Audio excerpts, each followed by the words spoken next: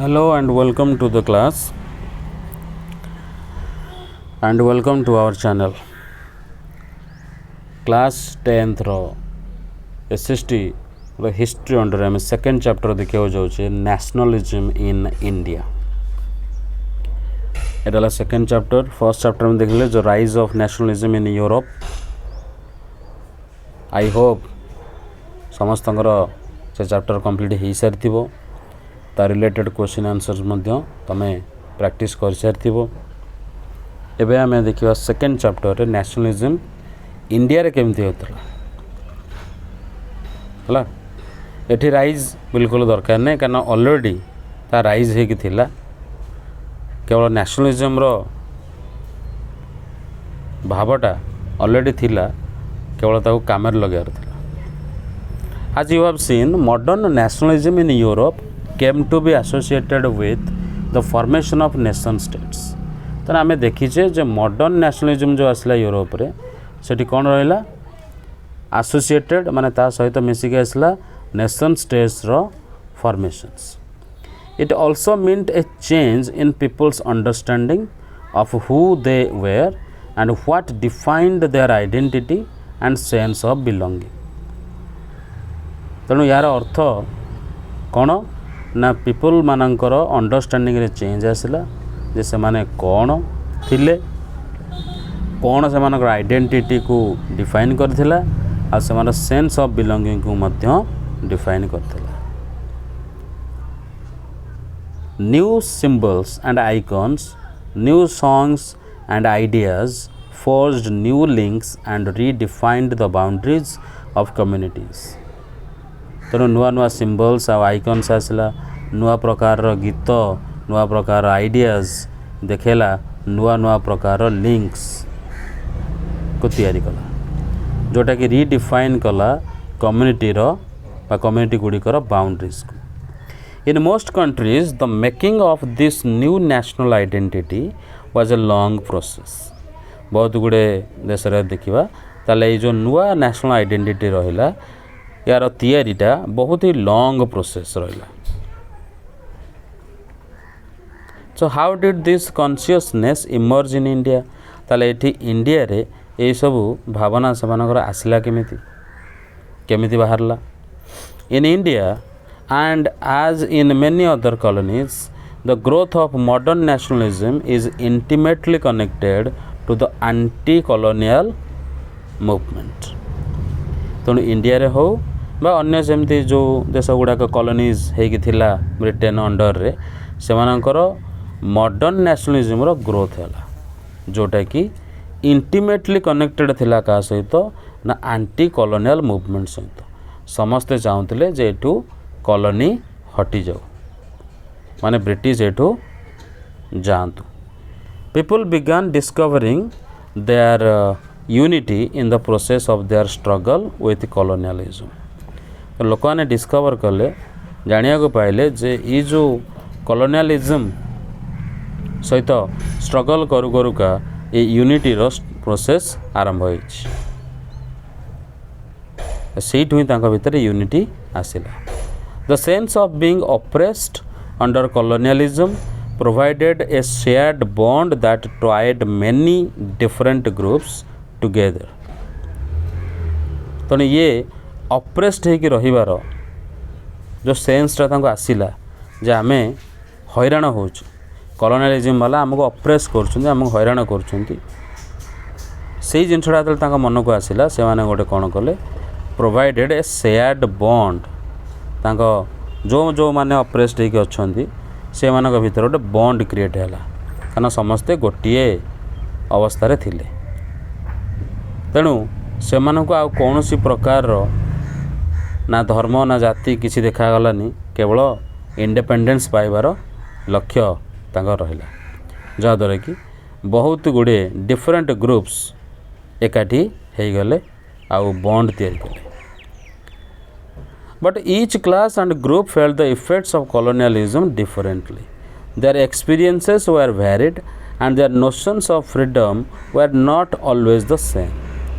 किंतु अलग अलग क्लास रो अलग ग्रुप रो लोक माने समस्त कॉलोनियलिज्म इफेक्टा टिके अलगा थिला ताकर एक्सपीरियंसेस गुड़ा सब अलगा थिला ता नोशन ऑफ फ्रीडम मध्य अलगा थिला जे से माने फ्रीडम कौन बोली किए कौन चाहूला सब अलग अलग तेणु Congress party under Mahatma Gandhi tried to force these groups together within one movement तेणु कांग्रेस जो पार्टी थिला महात्मा गांधी को लीडरशिप अंडर रे से ट्राए करथिले जे आमे ए सबु जिंस को एकाठी कर देबो ए सबु लोक मान को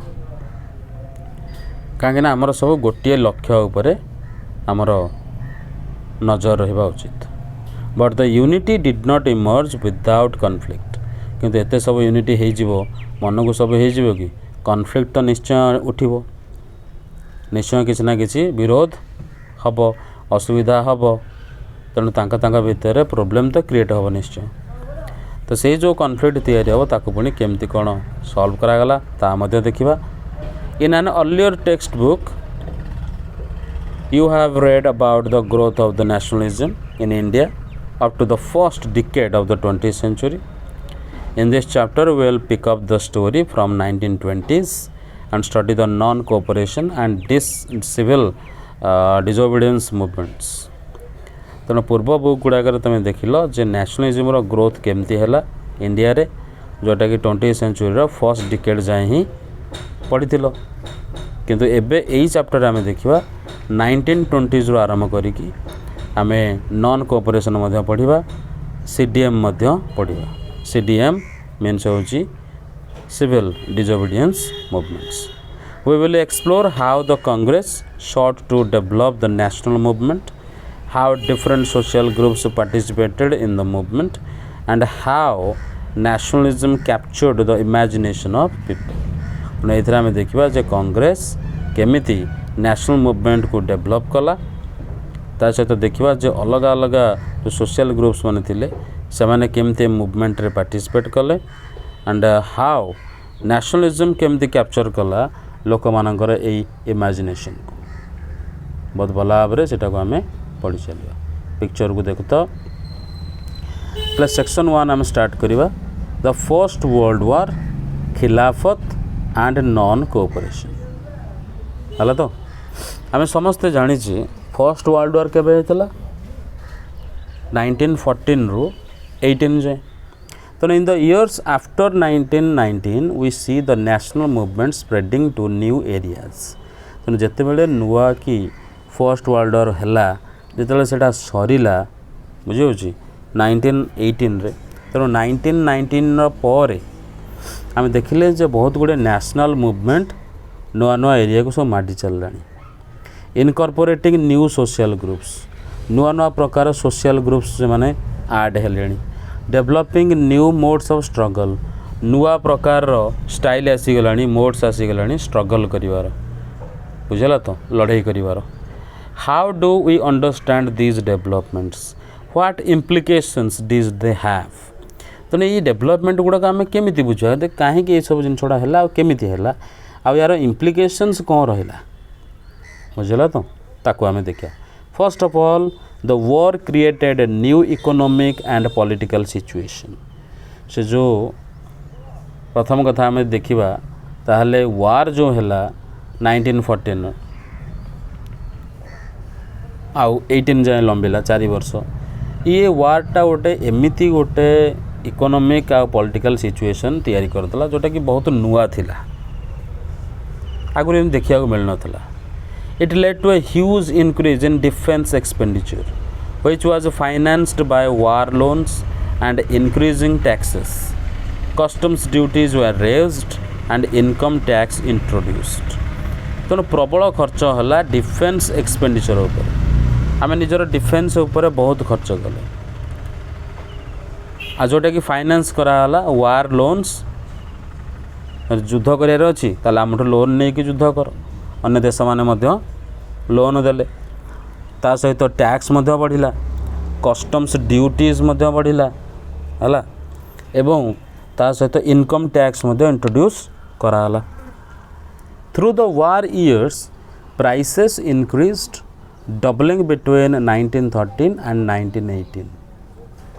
ତେଣୁ ୱାର୍ ଯେତେବେଳେ ହେଲା ସେ ୱାର୍ ସମୟରେ ସେ ବର୍ଷ ଗୁଡ଼ାକରେ ସବୁ ଜିନିଷର ପ୍ରାଇସେସ୍ ବଢ଼ି ଚାଲିଲା, ଏତେ ବଢ଼ି ଚାଲିଲା ଯେ ଡବଲ୍ ହେଇଗଲା। 1913 ଆଉ 18 ଭିତରେ ଦେଖିବା ଏଇ 5 ବର୍ଷ ଭିତରେ ଏଇଟା ଡବଲ୍ ହେଇଗଲା, leading to extreme hardship for the common people. ତେଣୁ ସାଧାରଣ ଲୋକମାନେ ବଞ୍ଚିବା ପାଇଁ ବହୁତ ହି କଷ୍ଟକର ହେଇଗଲା। ଗୋଟେ ଜିନିଷ ଯଦି ଡବଲ୍ ହେଇଯିବ, ତୁମେ 5,000 ଟଙ୍କା ରୋଜଗାର କରୁଥିବ, ସପୋଜ୍ 5,000 ଟଙ୍କାର ଜିନିଷ ଯେତିକି ହେବ ତାକୁ ଯଦି 10,000 ଟଙ୍କା ଖର୍ଚ୍ଚ କରିବାକୁ ପଡ଼ିବ, ତାହେଲେ କ'ଣ କରାଯିବ? ସେ 10,000 ଆସିବ କେଉଁଠୁ? ତେଣୁ କମନ୍ ପିପୁଲଙ୍କୁ ବହୁତ ହି ପ୍ରୋବ୍ଲେମ୍ ହେଲା, ବହୁତ ହାର୍ଡ଼ସିପ୍ ଯଦି ଫେସ୍ କରିବାକୁ ପଡ଼େ ତାହେଲେ ସେମାନଙ୍କ ଲାଇଫ୍ ଆଉ କ'ଣ ରହିବ? ବହୁତ ହି extreme ହାର୍ଡ଼ସିପ୍। villages were called upon to supply soldiers and the forced recruitment in rural areas caused widespread anger। ତେଣୁ ଗାଁ ଗୁଡ଼ାକରେ ସବୁ ଡକା ହେଲା ଯେ ଚାଲ ସବୁ ସୋଲଜର ମାନଙ୍କୁ ସପ୍ଲାଇ କର, ତା ସହିତ ନିଜେ ମଧ୍ୟ ସୋଲଜର ହେଇକି ଚାଲ, କାରଣ ଯୁଦ୍ଧ କରିବାର ଅଛି। ସେପଟେ ଆର୍ମି ବାଲା ଆଗ ଖାଇବେ, କାରଣ ତାଙ୍କୁ ସବୁ ଯୋଗାଇବାର ଅଛି। ତୁମକୁ ବାଧ୍ୟ କରି ସେପଟେ ଆର୍ମି ସୋଲଜର ସବୁ ମରୁଛନ୍ତି, ତେଣୁ ତୁମେ ମଧ୍ୟ ବାଧ୍ୟରେ ତୁମକୁ ଟେକି ନିଆଯିବ। ଆଉ ରୁରାଲ୍ ଏରିଆରେ ଯେତକ ପ୍ରାୟ ଲୋକ ଥିଲେ ସବୁ ସମସ୍ତଙ୍କୁ ଟେକି ନିଆଗଲା, ପୁରୁଷ ଲୋକଙ୍କୁ, ଯାହାଦ୍ୱାରା କି ଲୋକମାନେ ବହୁତ ରାଗିଲେ। ଆରେ ଯାହାର ଇଚ୍ଛା ସେ ଯିବ ନା, ତୁମେ ଫୋର୍ସ କରିକି ନେଲେ କ'ଣ ହେବ? ସେ ଲୋକ ମରିଲା, ତା ପରିବାର ନଷ୍ଟ ହେଲା। ଦେନ୍ ଇନ୍ 1918 to 19, 1920, 21 ଯେତେବେଳେ ଏସବୁ ଜିନିଷ ଗୁଡ଼ା ସରିଗଲା, ୱାର୍ ସରିଗଲା, ତ ଏଇ ଯେଉଁ 2 ବର୍ଷ, ଗୋଟେ ବର୍ଷର ଗ୍ୟାପ୍ରେ ଏଇ ଯେଉଁ 2 ବର୍ଷରେ କ'ଣ ହେଲା ନା କ୍ରପ୍ସ ଗୁଡ଼ାକ ଫେଲ୍ ହେଇଗଲା। ଇଣ୍ଡିଆର ବହୁତ ଗୁଡ଼ିଏ ଜାଗାରେ କ୍ରପ୍ସ ଫେଲ୍ ହେଇଗଲା, ଯାହାଦ୍ୱାରା କି ଫୁଡ଼୍ ସର୍ଟେଜ୍ ଆଗରୁ ଯାହା ଥିଲା, ପ୍ରାଇସେସ୍ ହାଇ ହେଇକି ଥିଲା, ସେ ଆହୁରି ଅସୁବିଧା ହେଲା, ଫୁଡ଼୍ ସର୍ଟେଜ୍ ଦେଖାଦେଲା। And this was accompanied by an influenza epidemic. ଆଉ ତା ସହିତ ଗୋଟେ ଏପିଡେମିକ୍ ଷ୍ଟାର୍ଟ ହେଇଗଲା, ଇନଫ୍ଲୁଏଞ୍ଜା। ମାନେ ଯେମିତି ଆମର କରୋନା ଯାଇଥିଲା ହେଇ 2021 ସମୟରେ ହେଲା, ଠିକ୍ ସେମିତି ଆଉ କ'ଣ ବୁଝିପାରୁଛୁ? ଠିକ୍ ସେଇଭଳିଆ ଏଠି ମଧ୍ୟ ସେୟା ହିଁ ହେଲା, ବୁଝିପାରିଲ ତ? ତେଣୁ କ୍ରପ୍ସ ଗୁଡ଼ାକ ଫେଲ୍ ହେଲା, ଆଉ ସେ ଜାଗାରେ 21ରେ ନଷ୍ଟ ହେଲା ସବୁ କିଛି। So this was accompanied by an influenza epidemic ହେଲା, ଯେଉଁ ଥଣ୍ଡା ହେଇକି ରୋଗ ଧରିଲା ସମସ୍ତଙ୍କୁ। ତ ଏତେ ଯେଉଁ ରୋଗ ହେଲା, ଲୋକ ଏଥିରେ ବହୁତ ଲୋକ ଏଥିରେ ମରିଗଲେ, ବହୁତ ଲୋକ ମରିଲେ। ତେଣୁ ଏପଟେ ଖାଇବାକୁ ନାହିଁ, ଆଉ ସେପଟେ ଏମିତି ରୋଗ, ତାହେଲେ କରିବା କ'ଣ? ତେଣୁ according to the census of 1921, 12 to 13 million people perished as a result of famines and epidemic। ତେଣୁ ସେନ୍ସସ୍ ଯେତେବେଳେ କରାଗଲା 1921ରେ, ଜଣାପଡ଼ିଲା ଯେ କେତେ ଲୋକ ମଲେ ନା 12 ମିଲିୟନ୍ ବା 13 ମିଲିୟନ୍ ପିପୁଲ୍ ଶେଷ ହେଲା। ଏତେ ଗୁଡ଼ାଏ ଲୋକ ମଲେ, ଖାଲି ଇଣ୍ଡିଆ କଥା କୁହାହେଉଛି। ତେଣୁ ଏତେ ଲୋକ ମରିଗଲେ, ଫେମିନ୍ ହେଲା, ଏପିଡେମିକ୍ ହେଲା। ଫେମିନ୍ ମାନେ ଖାଇବାକୁ ମିଳିବନି, ତା ଦ୍ୱାରା ମରିଲେ, ଡେଡ଼୍ ବଡ଼ିଜ୍ ଗୁଡ଼ାକ ଖାଲି ପଡ଼ିଲେ, ତା ଭିତରେ ରୋଗ ହେଲା, ତା ସହିତ ଏପିଡେମିକ୍ ହେଇଗଲା, ସବୁ ମାଡ଼ିଗଲା ଜଣକୁ ଆଉ ଜଣକୁ। ଏମିତି କରୋନା ସିଚୁଏସନ୍ ଯେମିତି ହେଇଥିଲା ଠିକ୍ 100 ବର୍ଷ ତଳେ, ଠିକ୍ ସେୟା ହିଁ ହେଇଥିଲା, ବୁଝିପାରୁଛୁ ତ? People hoped that their hardship would end after the war was over, but that did not happen। ତ ଲୋକମାନେ ବିଶ୍ୱାସ କରୁଥିଲେ, ଆଶା ରଖିଥିଲେ ଯେ ଆରେ କମ୍ ସେ କମ୍ ଆମର ଯେଉଁ ୱାର୍ ହେଉଛି ସେଇଥିପାଇଁ ବୋଧହୁଏ ପ୍ରୋବ୍ଲେମ୍ ହେଉଛି, ୱାର୍ଟା ସରିଗଲା ପରେ ସବୁ କିଛି ଠିକ୍ ଠାକ୍ ହେଇଯିବ। କିନ୍ତୁ ହେଲା କି? ବିଲକୁଲ ହେଲାନି। At this stage a new leader appeared and suggested a new mode of struggle. ଆଉ ଠିକ୍ ସେଇ ସମୟରେ ଗୋଟେ ନୂଆ ଲିଡର୍ ଆମମାନଙ୍କ ସାମ୍ନାକୁ ଆସିଲେ, ଆଉ ସିଏ ନୂଆ ପ୍ରକାରର ଷ୍ଟ୍ରଗଲ୍ କରିବା ଆମକୁ ଶିଖେଇଲେ ହେଲା, ଷ୍ଟ୍ରଗଲ୍ କରିବା ଶିଖେଇଲେ। ତେଣୁ ଷ୍ଟ୍ରଗଲ୍ କର। ତେଣୁ ତୁମେ ଯଦି ହଇରାଣ ହେଉଛ, ଷ୍ଟ୍ରଗଲ୍ କରୁଛ, ତ କେଉଁ ଉପାୟରେ ଷ୍ଟ୍ରଗଲ୍ କଲେ ସେଇଟା ଭଲ ହେବ ତାକୁ ସେ ଶିଖେଇଲେ। ଦ ଆଇଡ଼ିଆ ଅଫ୍ ସତ୍ୟାଗ୍ରହ। ତ କେଉଁ ଲିଡର୍ ବିଷୟରେ ଏଠି କୁହାହେଉଛି? ଟୋଟାଲ୍ ଚାପ୍ଟରଟା ଗାନ୍ଧୀ ବିଷୟରେ ଅଛି ହେଲା। ତ जे कि होउछने महात्मा गांधी। तेणु गांधी विषय टोटाल चैप्टर पूरा गोटा जाक। तेणु जहाँ को महात्मा गांधी पसंद नुह से चैप्टर को स्किप कर दियो, सीबीएसई रे फेल हो जाओ। बुझे ना जदि पढ़ियार अच्छी आखि कान मुझे भल भाव को पढ़ी चल, तुम भल लगू न लगू किसी फरक पड़ूनी सीबीएसई को बा एनसीईआरटी को। आइडिया ऑफ सत्याग्रह गोटे लोक आसिक सब जिनस कर पकईला ये बुझीपुर तो। तेणु Mahatma Gandhi return to India in January 1915। तेणु ये जो लोक आसला इंडिया को आसिले जानुआरी 1915 रे। से इंडिया लोक नुह, इंडिया लोक कि से साउथ आफ्रिका जाइए थे। बुझल ये कहानी अलग, आम जी लिखाए से पढ़ा। तेणु सत्याग्रहर आइडिया से केमी देले ता कथा कहुच्छी। 1915 रे से जानुआरी मसरे इंडिया रिटर्न कले। आज you know he had come from South Africa where he had successfully fought. तेणु तुम मैंने जमी जानी से साउथ अफ्रिका आसते जोटि से सफलतार सहित लड़ाई करथिले रेसिस्ट रेजिम सहित है तो with a novel method of mass agitation which he called satyagraha. तेणु तांकर सेठी जो नेल्सन मंडेला कथा पढ़ीच तुम इंग्लीश रे पढ़ीच है ये 10th रे ही पढ़ीच।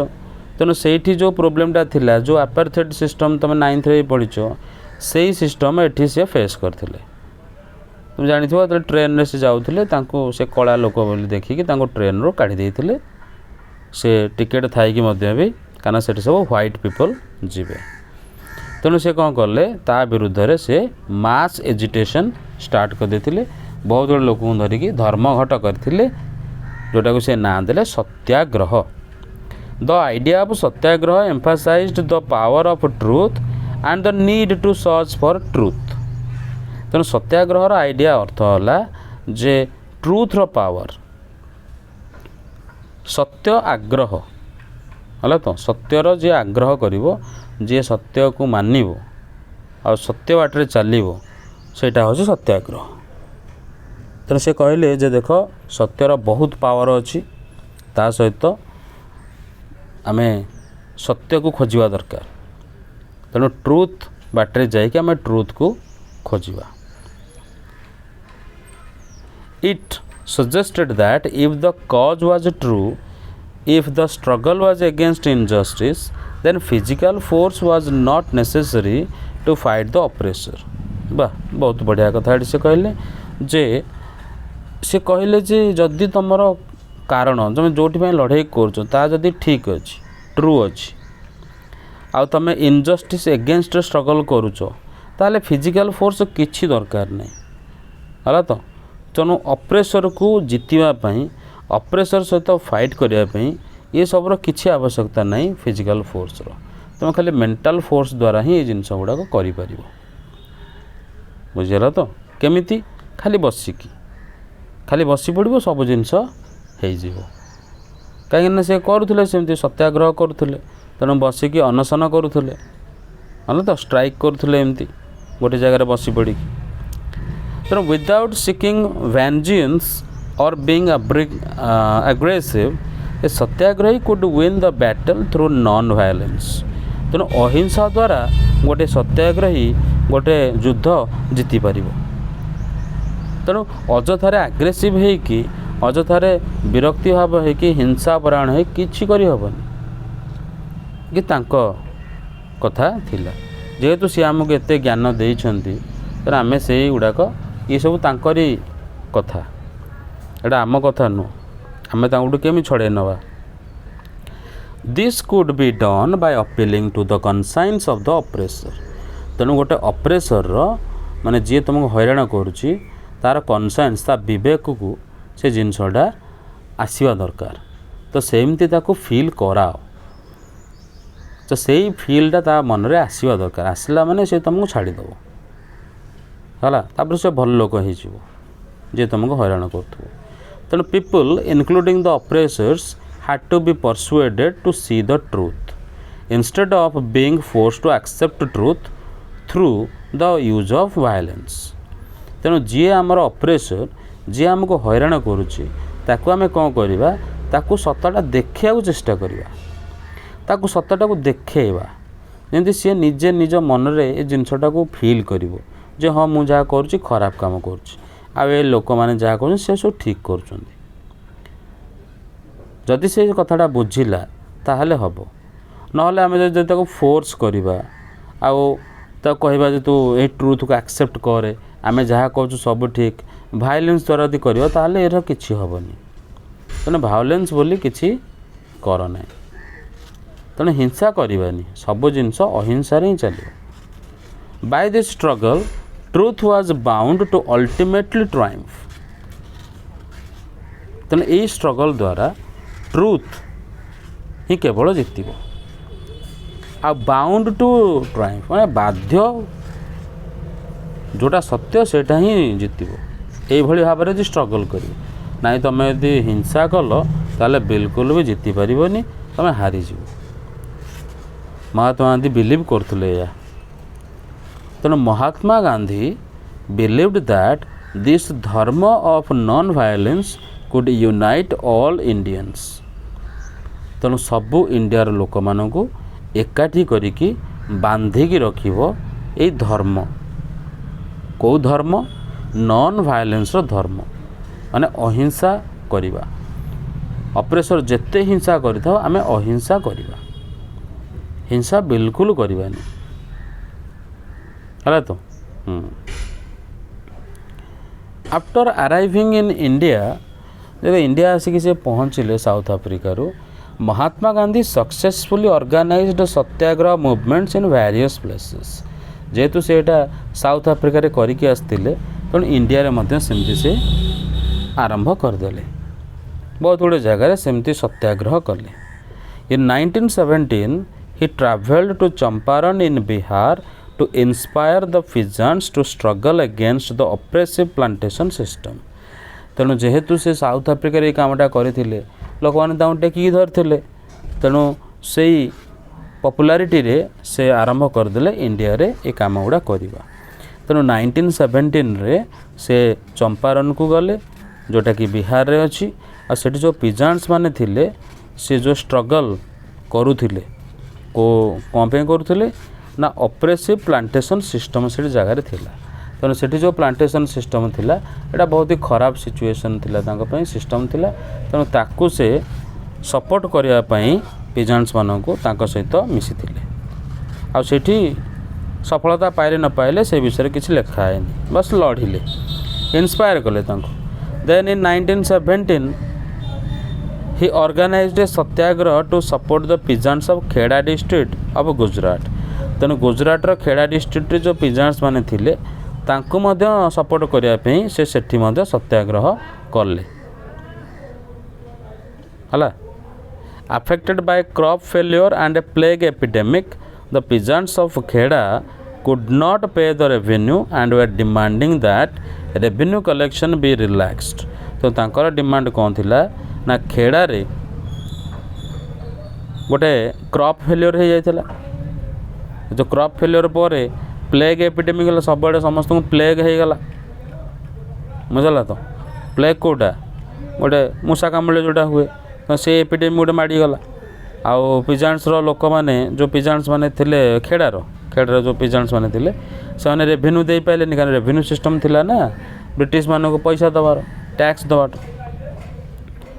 तेणु से माने डिमांड कले जे टिके रिलैक्स कर दियो टिके कमे दियो आमे टैक्स दबू जो जिनसटा आमे दे एटा मना करियो कि तेणु आमे दबू जे किंतु टिके कमे दियो या तांका डिमांड थिला तेणु गांधी जाइके सेठी पहुँचले कमिला न कमिला भल है मंद है कौन किसी एठी आउ लेखा हलानी है केते से जीतिले in 1918 Mahatma Gandhi went to Ahmedabad to organize a satyagraha movement amongst cotton mill worker तेणु कॉटन मिल वर्कर माने मध्य सेठी गोटे मूवमेंट कर चलते से सहित जाकि पहुँचले है आउ से भाया निज ग्रुप रे सामिल कले सत्याग्रह मूवमेंट कले अहमदाबाद रे जाइए बुझला ये 1918 घटना तेणु एथिरे भी सफलता मिलला न मिलला ता मध्य लेखा जाए ना बुझे तो एटा लिखिबा कथा तापर आसला द रौलात एक्ट 1.2 रे आम देखा रौलात एक्ट